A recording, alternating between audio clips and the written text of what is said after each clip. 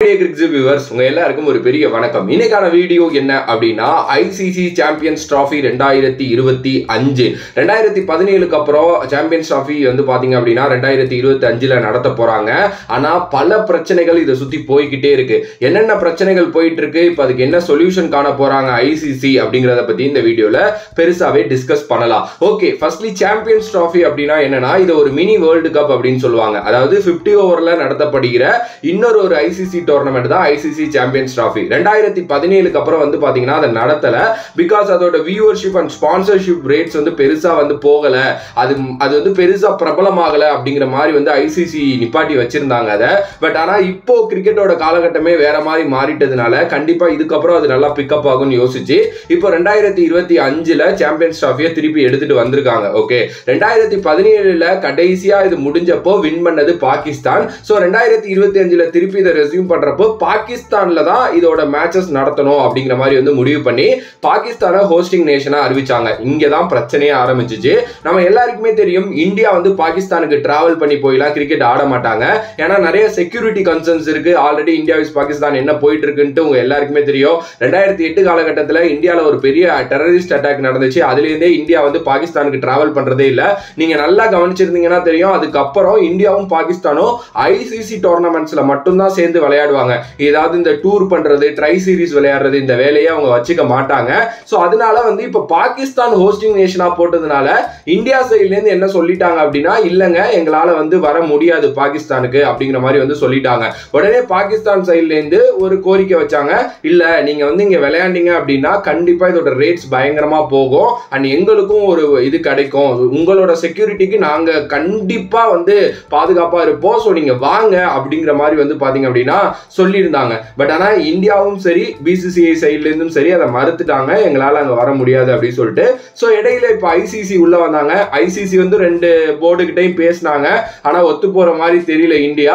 So உடனே India என்ன கேட்டாங்க அப்படின்னா, எங்களுக்கு ஹைபிரிட் மாடல் கொடுங்க. ஹைபிரிட் மாடல்னா நாங்க வந்து பாகிஸ்தான்ல மேட்சஸ் விளையாட மாட்டோம், எங்களுக்கு வந்து காமனா ஒரு இது கொடுத்துருங்க, பிச்சு நாங்க அங்க விளையாண்டுக்கிறோம், அதுக்கு நீங்க வேற எங்கேயாவது வச்சுக்கோங்க அப்படிங்கிற மாதிரி வந்து சொல்லிட்டாங்க. இதுக்கு வந்து பாகிஸ்தான் ஒத்து வரல. ஏன்னா நீங்க எங்களை தான் ஹோஸ்டிங் நேஷனா அறிவிச்சிருக்கீங்க, அப்ப இங்க தானே வந்து விளையாடணும். லாஸ்ட் இயர் வேர்ல்டு கப் நடந்தப்போ நாங்க இந்தியா போய் விளையாண்டோம்ல, அப்ப நாங்க ஏதாவது சொன்னோமா, நீ இவங்க ஏன் இப்படி பண்றாங்க, அதாவது ஹைபிரிட் மாடல்லாம் ஒத்துக்க முடியாது அப்படின்னு சொல்லிட்டு பாகிஸ்தான் வந்து சொல்லிட்டாங்க. ஆனா ஐசிசிக்கு தெரியும் இந்தியா கண்டிப்பா வரமாட்டாங்க பாகிஸ்தானுக்கு அப்படின்னு சொல்லிட்டு. சோ ஐசிசி என்ன முடிவு பண்ணாங்க அப்படின்னா, மத்த டீம்ஸ் இருக்காங்கல்ல சாம்பியன்ஸ் டிராஃபி விளையாட போற teams like Australia, south Africa, Bangladesh, England, New Zealand, Afghanistan, இது மாதிரி டீம்ஸ் கிட்ட வந்து பாத்தீங்க அப்படின்னா கேட்டாங்க, உங்களுக்கு ஹைபிரிட் மாடல் ஓகேவா, இந்தியா பாகிஸ்தான் வரமாட்டாங்க, சோ இந்தியாவோட மேட்சஸ் மட்டும் நீங்க வேற எங்கேயாவது போய் விளையாடுற மாதிரி இருக்கும், உங்களுக்கு ஓகேவான்னு கேட்டப்போ மத்த டீம்ஸ் எல்லா டீமும் ஒத்துக்கிட்டு வரையும் ஐசிசிக்கு அது ஒரு பூஸ்டா மாறிடுச்சு.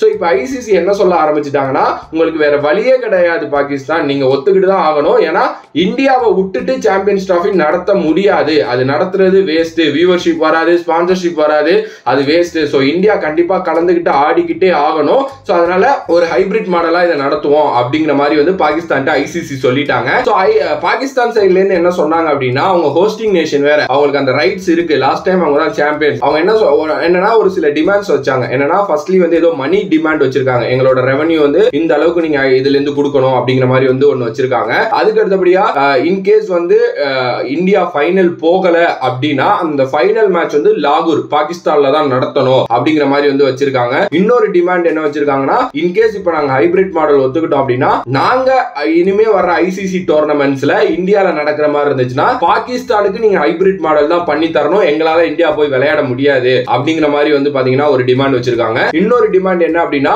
இந்தியா பாகிஸ்தான் இல்ல வேற ஏதாவது ஒரு கண்ட்ரியை சேர்த்து ஒரு ட்ரை சீரிஸ், அதாவது முத்தரப்பு ஒரு நாள் கிரிக்கெட் தொடர் அப்படின்னு சொல்லுவாங்கல்ல, அது மாதிரி ஒரு ட்ரை சீரிஸ் வந்து பாத்தீங்கன்னா வைங்க. அது வந்து பாகிஸ்தான்லயே இந்தியாலயே நடக்க வேணாம், அந்த மூணாவதா ஒரு கண்ட்ரியை ஆட் பண்றீங்கல்ல அந்த கண்ட்ரியில அது நடக்கட்டும் அப்படிங்கிற டிமாண்ட்ஸ் வந்து பாத்தீங்கன்னா வச்சிருக்காங்க. சோ இந்த டிமாண்ட்ஸ் எல்லாம் வச்சதுக்கு அப்புறம் நேத்து 5ஆம் தேதி வந்து பாத்தீங்கன்னா ஒரு மீட்டிங் ஒன்னு அரேஞ்ச் பண்ணி பேசியிருக்காங்க. அதனா ரொம்ப சின்ன மீட்டிங்கா தான் நடந்திருக்கு. மறுபடியும் 7ஆம் தேதி அந்த மீட்டிங்கை ஒத்தி வச்சிருக்காங்க. சோ அந்த மீட்டிங்ல என்ன பேசினாங்க அப்படின்னா, பாகிஸ்தான் வந்து ஒத்துக்கிட்டாங்க ஹைபிரிட் மாடலுக்கு. அதே மாதிரி ஐசிசியும் பிசிசிஐயும் அவங்களோட எல்லா டிமாண்ட்ஸையும் ஒத்துக்கல. ஓகே, ஃபர்ஸ்ட்லி வந்து பாத்தீங்க அப்படின்னா இந்த ரெவன்யூ அதிகமா தாங்கன்னு சொன்னாங்கல்ல, அதை பத்தி நாங்க சொல்றோம்னு சொல்லிட்டாங்களாம். ரெண்டாவது வந்து பாத்தீங்க அப்படின்னா லைக் இந்தியாவுக்கு வந்து நாங்க வந்து வரமாட்டோம், வைக்கணும் ஐசிசி டோர்னமெண்ட்னா, ஹைபிரிட் மாடல்ல தான் எங்களுக்கு வைக்கணும்னு பாகிஸ்தான் கேட்டதுக்கு அவங்க அதுக்கு ஒத்துக்கிட்டு இருந்திருக்காங்க. ஆனா பாகிஸ்தான் என்னன்னா 2031 வரைக்கும் கேட்டிருக்காங்க.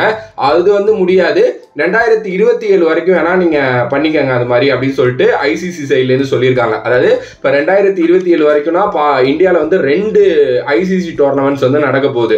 ஒன்னு வந்து பாத்தீங்க அப்படின்னா உமன்ஸோட வேர்ல்டு கப் நடக்க போகுது. ஸோ பாகிஸ்தான் இப்போ வந்து இந்தியா வந்து விளையாட மாட்டாங்க உமன்ஸ் டீம். அவங்களுக்குன்னு தனியா வந்து பாத்தீங்கன்னா ஒரு ஹைபிரிட் மாடல் பண்ணி ஒரு நேஷன் ஒரு இடத்துல தான் நடத்துவாங்க. தன் மேட்சஸ் அங்க நடக்கும். அது வந்து பாத்தீங்க அப்படின்னா ஐ திங்க் 2025 எண்டுல நடக்கும்னு நினைக்கிறேன். அடுத்து 2026 தான் T20 வேர்ல்டு கப் இந்தியாலையும் ஸ்ரீலங்காலையும் நடக்க போகுது. ஓகே, சோ அப்ப பாகிஸ்தானோட மேட்சஸ் வந்து பாத்தீங்க அப்படின்னா ஸ்ரீலங்கால நடத்தப்படும். ஏன்னா அது ஹோஸ்டிங் நேஷனே 2, இந்தியா ஸ்ரீலங்கா. சோ அப்ப பிரச்சனை இல்லை. அதனால 2027 வரைக்கும் வந்து அதை ஒத்துக்கிட்டாங்க. ஓகே, அதுக்கு அடுத்தபடியா வந்து இந்த முத்தரப்பு தொடர் இருக்குல்ல, அதுக்கு வந்து பாத்தீங்க அப்படின்னா ஒத்துக்கலையாமா. எங்களால வந்து அப்படிலாம் போயிட்டு விளையாண்டுட்டு இருக்க முடியாது இந்தியா சொன்னதுனால அது வந்து கேன்சல் பண்ணப்பட்டிருக்கு. சோ இந்த மீட்டிங்ல இதுதான் பேசியிருக்காங்க. நாளைக்கு வந்து இது அபிஷியல் கன்ஃபர்மேஷனா சொல்லிடுவாங்க. எப்பவுமே ஒரு ஐசிசி தொடர் அப்படின்னா கிட்டத்தட்ட 90 நாட்களுக்கு முன்னாடியே அதோட ஷெட்யூல் அறிவிக்கப்படணும். இப்போ வரைக்குமே சாம்பியன்ஸ் டிராஃபியோட ஷெட்யூல் வந்து அறிவிக்கப்படல.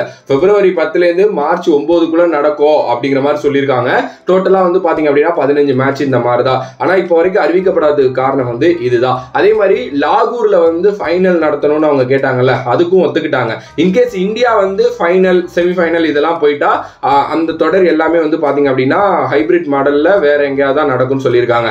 இப்போ இந்த ஹைபிரிட் மாடல்னு சொல்றீங்களே ப்ரோ, அது எந்த கண்ட்ரில வைப்பாங்க அப்படின்னா UAE செலக்ட் பண்ணியிருக்கதா நியூஸஸ் வந்திருக்கு. அதாவது champions trophy 2025 Pakistan and UAE தான் நடக்க போகுது. ஓகே, அதுல இந்தியாவோட மேட்சஸ் வந்து பாத்தீங்க அப்படின்னா UAE இருக்கிற துபாயில வந்து நடக்கும் அப்படிங்கிற மாதிரி வந்து இப்ப சொல்லியிருக்காங்க. இன்கேஸ் இந்தியா ஃபைனல் போனாலோ இல்ல செமிஃபைனல் இது மாதிரி வாட் எவர் என்ன நடந்தாலோ அது வந்து பாத்தீங்க அப்படின்னா UAE தான் நடக்கும். ஓகே, பாகிஸ்தானுக்கு இந்தியா போய் விளையாட மாட்டாங்க. சோ இதுதான் வந்து பாத்தீங்கன்னா இப்போ வரைக்கும் கிடைச்சிருக்க அப்டேட். இன்கேஸ் இந்தியா ஃபைனல் போகாம இப்போ ஒரு ஆஸ்திரேலியாவும் சவுத் ஆப்பிரிக்காவும் ஃபைனல் விளையாடுறாங்க, இல்ல ஒரு ஆஸ்திரேலியாவும் பாகிஸ்தானும் ஃபைனல் விளையாடுறாங்க, இல்ல வேற ஏதாவது 2 டீம் விளையாடுறாங்க, இந்தியாவை கன்சர்ன் பண்ணாம இந்தியா வெளில வந்துருச்சு அப்படின்னா அந்த ஃபைனல் வந்து லாகூர்ல நடக்கும். சோ லாகூரை வந்து ஒரு பேக்கப் ஆப்ஷனா ஃபைனலுக்கு வச்சிருக்காங்க.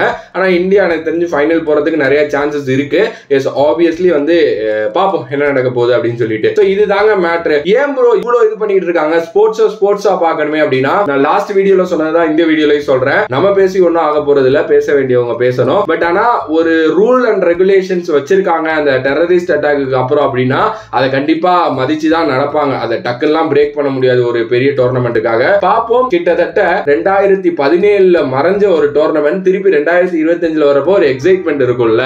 ஆனா இவங்க பல பிரச்சனைக்கு நடுவில் அதை திருப்பி எடுத்துட்டு வராங்க. என்ன நடக்க போகுது அப்படிங்கிறது வந்து எனக்கு தெரியல.